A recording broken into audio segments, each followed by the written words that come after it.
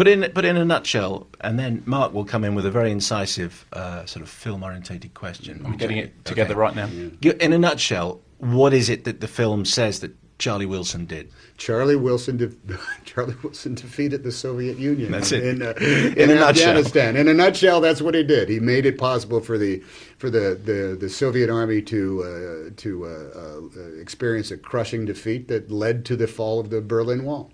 But the crucial thing is, from a film point of view, that actually the message of the film is, we'll see. Because the whole thing is that every event that happens, I mean, as the film ends, Charlie Wilson himself is quoted as saying, we messed up the end game. And the key message is, everything may change next week. And that is true. I think the audience knows that intrinsically. There is something in our DNA that understands that the ball keeps bouncing, that you can look at any time of period in history, and it never comes, and they lived happily ever after. Not every time. There's a few good things that happen. You know, Hitler dead. That was undeniably in general, that was undeniably a good thing. But very rarely does it happen that something gets tied up in a very neat and tidy bow, and there, particularly in the world of international relations. And I don't know if. When has Pakistan/Afghanistan been more volatile? In 2007 or in 1907? It's always been this kind of place that defined a brand of common sense. But the extraordinary thing about your story is that it's so prescient. Another one of the kind of audible gasps there in the screen 8 at the Regal Plaza is when Julia Roberts' character says, and the president of Pakistan did not kill Bhutto. How about that? Well, different president, different Bhutto, but it's the same story. Isn't it amazing? A relative of it. So when does it stop being fascinating? I actually thought that when I saw the headline of the horrible assassination just recently. I said, we have a movie out here in which our character says, Zia did not kill Bhutto. Yeah. Oh, my Lord. Oh, my Lord. It's like, does it take place now, or did it take place 20 years ago? One other name that I want to mention, that's Aaron Sorkin, who we know a lot and admire very much over here. How crucial was getting him involved in writing this? Well, it's funny the way this thing happens is you get the book, and everybody finds out that you've bought the rights to the book. Mm. And some people who are inclined to do so read the book. And then they come to you and say, hey, I'd like to write this, or I'd like to direct this. Aaron came to us very early on. I said, hey, there's something interesting there. Let me think about it. And then he went away. And because he went away, we began to hear other people's takes on it. Writers would come in and they'd present this idea, they'd present this way of doing it. And we saw 4 or 5 guys who would have killed in order to write it. And we never thought that anybody really nailed what the movie was about or did it in a way that was going to be something beyond a systematic, here's what we didn't want it to be we don't want your movie to be medicine or a civics lesson. We wanted it to be fascinating and funny and surprising. And then Aaron came back about a year and a half later. He said, I've been thinking about it a little more, and let me try something here. And so he ended up writing it, and we were delighted. We had this thing that read like a house on fire. It was Truman Capote, wasn't it? That was exactly Truman Capote. It's not another Truman Capote film. I take it you've never done interviews with Aaron, because he sort of talks like that.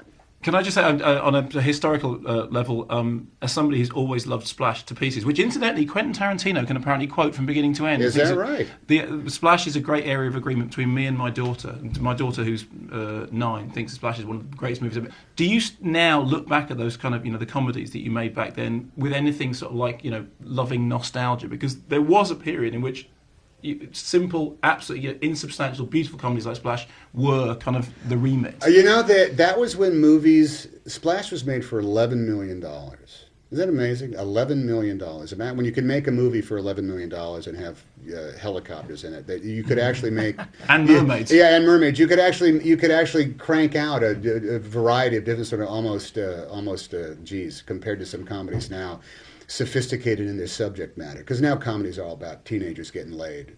At Charlie Wilson's Wars, we've spoken to Mr. Hanks. Okay, so just in case you didn't hear the Tom Hanks interview, obviously everyone will have, and if you didn't, you can obviously download it, and it'll be the podcast, I expect, available later. Very good. So it is based on the, quote, unbelievable true story of Charlie Wilson. Unbelievable in as much as when you first hear it, and I have to confess that before this, I didn't know anything about it at all. No, I think everyone will be the same on that. And you do think, they must have made this up because it can't possibly be true, a sort of good time playboy congressman, Texan congressman, who we're introduced to in a hot tub surrounded by half-naked strippers and gin, sees on the news that there is some bad stuff happening in a foreign country, and he's kind of interested because he's obviously intelligent, but he's also, somebody who enjoys himself in ways that are not traditionally associated with government.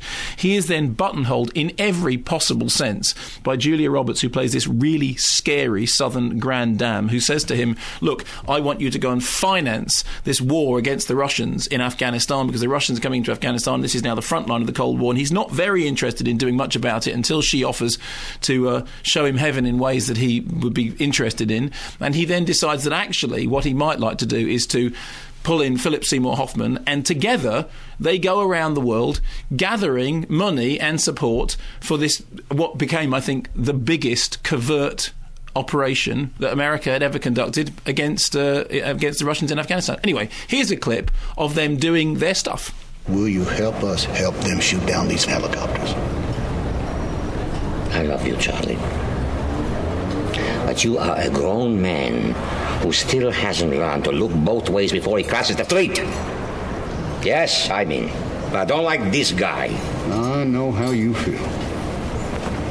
What happens now? You come with us to Cairo. This meeting is going to be unprofessional. Oh, absolutely. We'll be talking to the Deputy Defense Minister while his boss gets a belly dancer in front of Charlie's. What? A good friend of mine back in Texas is a well-known belly dancer. It's always been her dream to perform in Egypt, so she's our way in. While she's dancing for the defense minister, we'll be talking to the deputy. Oh, my God. No, she's supposed to be good. And go on. There's an extraordinary moment because you got to that point in the film and thinking, no, this is pretty good. I am quite interested. I didn't know that. I didn't know this story. I'm interested to see how it unfolds. And Tom Hanks is really good, and Philip Seymour Hoffman and Julie Roberts. Wow, she looks extraordinary. Hang on, that's Ken Stott being an Israeli. When surely there was an Israeli actor who they could have got at this point. It's a wonderful thing, isn't it? You can't figure out is the accent good or terrible? I'm not quite sure. That's Rebus. What's he doing as an arms dealer? Okay, so now, look, on the plus side, it's directed by Mike Nichols, who, incredible career, way back graduate, Catch-22, and I suppose most significantly Primary Colours. So he's on fairly kind of home territory with all this. Written by Aaron Sorkin. Aaron Sorkin. What's the correct pronunciation? What did Tom say yesterday? Aaron's... Yeah, I think he said Aaron. I'd say Aaron, but I think it's Aaron Sorkin, who's, obviously A Few Good Men, American President, and for those of us interested in television... The West Wing. The West Wing, which I'm only moderately interested in. Well, you're wrong on that as well. No. I was greatest television ever. Yeah, until that 9/11 episode. That was terrible. Whoa! I the box set. That was just open the windows to let the stink out. Anyway, and a very fine cast, headed up by Tom Hanks, and I really do like Tom Hanks. Not only do I think he's a good actor, I think he's a decent bloke, as came across, I think, in that interview. You've interviewed him several times. He does the stuff, doesn't he? He's nice. He's friendly, he bothers, all those things that make him likeable. Plus, he has a great back catalogue on him that starts with Splash, which is a wonderful piece of work. Apollo 13, very hard to dislike him, even taking into account the Da Vinci Code and the fact that he's probably working on the sequel to the Da Vinci Code once the Writers Guild get their stuff sorted out. I mean, that's the one... If we'd had longer, we could have engaged him on the Da Vinci Code. If we'd had more than 13 minutes, we would have been able to say, I'm really glad that the Writers Guild strike is still on because it means that they can't finish writing the sequel to the Da Vinci Code, so hot damn, I don't have to see it. And he did say to me in another interview, he said that was a hard film to make, and it was everything I could do to stop myself from saying it was a harder film to watch, but I didn't. I chickened out because I like Tom Hanks, so there we go. Anyway, so those are the good things. It's also, and Philip Seymour Hoffman, as we mentioned. Philip Seymour Hoffman, an absolutely, scene-stealing performance. Everything Philip Seymour Hoffman is in, it's impossible to take your eyes off him. And 1 minute, Truman Capote, with that kind of and the next time you see him, he's this barrel-chested monster. Exactly. European monster, more to the point as well. And he is a fantastic actor. He does not put a foot wrong. He's coming up very soon in Savages. There's another film that he's out in this week. I mean, this isn't even the only, decent Philip Seymour Hoffman performance this week. There's another one coming up later on for Sidney Lumet. So all those things going for it. I also think it's brittle comedy, which I quite like. Here's my reservation, and it's a very particular reservation, is during the course of the movie, what happens is that these guys they decide that what they're going to do is they're going to back this covert operation against the Russians in Afghanistan. They're going to kill Russians. They're going to shoot Russians down out of the sky, and the Russian helicopters are going to end. When that starts happening, there's a lot of flag waving, a lot of patriotism, and because we all know historically how badly the situation in Afghanistan worked out, and of course there's one moment which you referred to in the interview in which the Julia Roberts character actually says he did not kill Bhutto, and it's like history repeating itself, going from tragedy to tragedy. You know that this situation doesn't work out well. And I thought, when I was seeing it the first time, I didn't have any idea of how long it was going to be. I fully expected that at the end of the 90 minutes of backing the campaign, backing the campaign against the Russians, that what was then going to happen was we were going to then have an equal length of movie, the other side of it all going wrong, and the Good Time Charlie stuff all being seen, the flip side of it, that actually everything unravelled, everything went wrong, everything turned out to be the kind of cradle of modern, terrorism, and it was all a disaster. But it doesn't happen. What happens is the film ends, and I very rarely would say this, it was a film that, for me, needed to be twice the length. Now, well, not quite twice, but an extra half hour would have been. I mean, they hint at it. And they have this. They have a sequence at the end where, this sounds. If you haven't seen the film, this sounds really cheesy. But the Philip Seymour Hoffman character actually starts quoting a Zen master. He does. Think, no. Please don't talk about Zen masters and have a Zen conclusion. But actually, all that you leave the cinema and thinking, right? That is in there. There are implications to foreign policy. No, exactly. And the quote, and that's it. That's the author's message moment. And Philip Seymour Hoffman does it brilliantly. The author's message is that there's this story about whatever happens, the Zen master says, well, we'll see. And something goes good, and the Zen master says, well, we'll see. And then it goes bad, he says, well, we'll see. The point being, as Tom Hanks said in that interview, the ball keeps bouncing. But what I really felt I needed was some counterbalancing, because otherwise it did feel unbalanced in the sort of flag-waving patriotism. It's also peculiar that it's come out, in the wake of something like the Russian movie 49th Company, which is about the Russians having a lousy time in Afghanistan because Afghanistan is considered by the Russians to be their version of Vietnam. So it was like seeing a movie from the other side. I mean, considering how much breastbeating America did about the lousy time that Americans had in Vietnam, there's something slightly jarring about this idea that you can simply look at the Russians in a completely callous way. Now, the point is, it's because it's not really about them.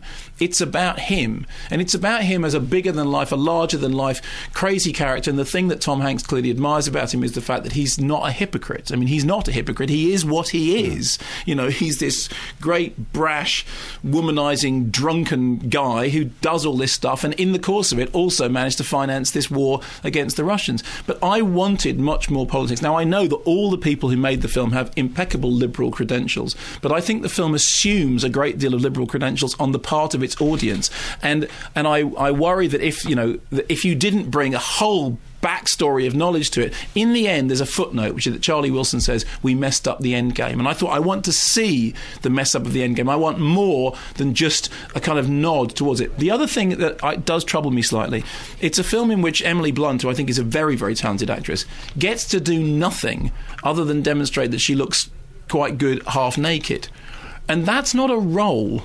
It's not a role, and it's a film in which the sexism of the central character could be seen to have, to actually sort of infect the movie itself. It is a movie in which there's not a lot for those to counterbalance those women's roles. I mean, I think Julia Roberts chews up the scenery with aplomb and all the rest of it. But I felt that some of the actors, some of the incidental actors, I mean, Amy Adams too, got a slightly harsh deal. Charlie Wilson, clearly, he runs a quite extraordinary office full of beautiful women, and it is Charlie's Angels. I mean, that is it. Well, that's what they call it. That's what he actually calls them, yes. But it is quite extraordinary. But at the end of the film, I was expecting, because I was sitting there thinking, how much of this is true?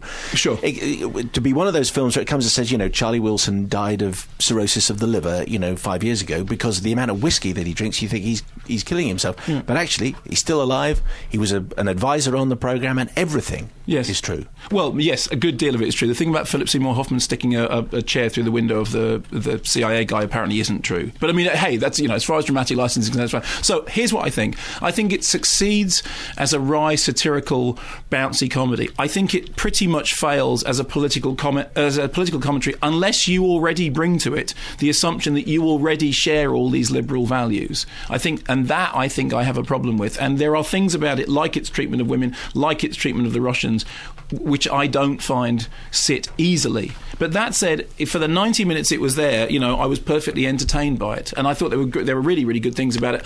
I don't see that it's a best film contender. I'm kind of surprised by just how much awards consideration it's got. But Hanks really enjoys himself, and it's nice to see him doing something other than playing the decent everyman.